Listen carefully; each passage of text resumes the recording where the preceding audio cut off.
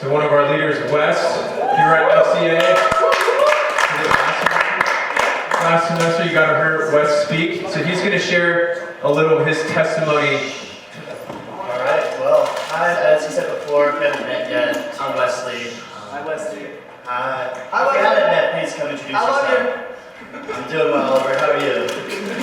All right. Yeah, I'll be completely honest. I don't have it like a full testimony fully planned out. Please feel free to answer or ask questions as I go. But yeah, so my story starts really with my parents. They're big believers. I grew up, going to church every Sunday. I helped out with my parents in youth ministry on Sundays.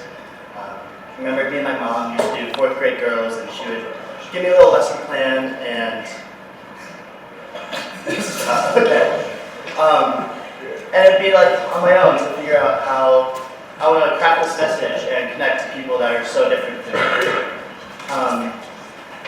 And yeah, I'd say growing up, I had a good foundation, good support system, good, foundation of believers, and I'm so lucky to have that. And it wouldn't be prepared for what came next. I'd say middle school, 7th, 8th grade, I've had these friends for 5, 6 years. Like my closest guys, we hang out every weekend. And then something changed. It was toxic. I found myself alone at school, at home.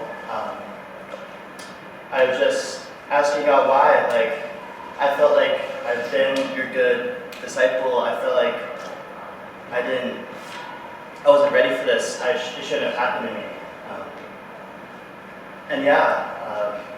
Things happen, but just trusting the Lord that He'll deliver you from that. I can say, looking back, He planted my best friend, my hopefully best man in the future.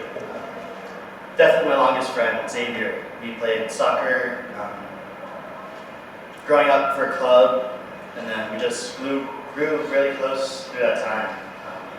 He had some personal stuff, I had mine, and just saying, in the midst of it, it's hard, but the Lord will deliver you. So, those friends that I thought I'd keep close, that I thought I'd go to high school with, I applied out of my section for high school just so I could go to school with them, and all of that was now just flipped upside down. Didn't know where to go. I had 1 and 2 guys really close to me and my brother.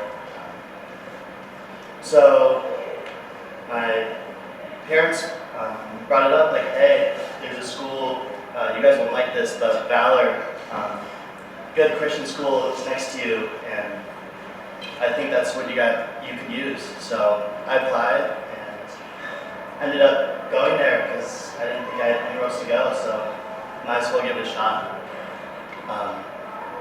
And that experience changed my life. I'd say the teachers, the friends I made along the way, all going toward the same common goal.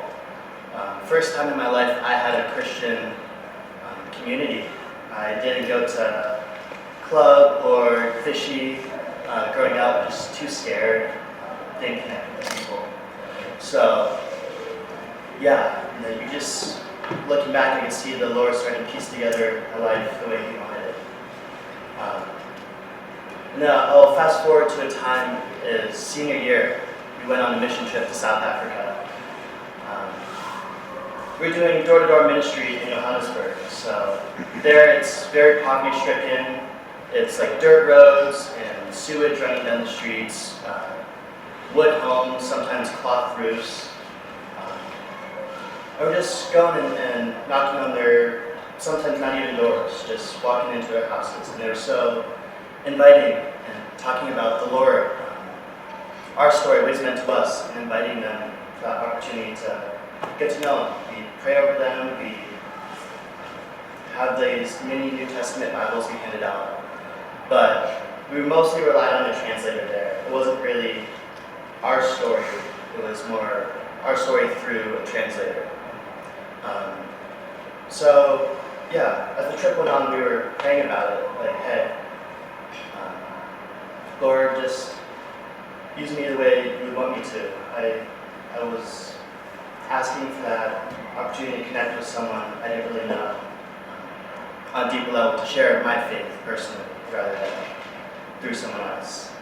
And on the last day, a lady walked up to us, me and my teacher, and spoke broken English, but she came up and was like, hey, I want to hear more about your story. I want to get to know you, why you believe in this God.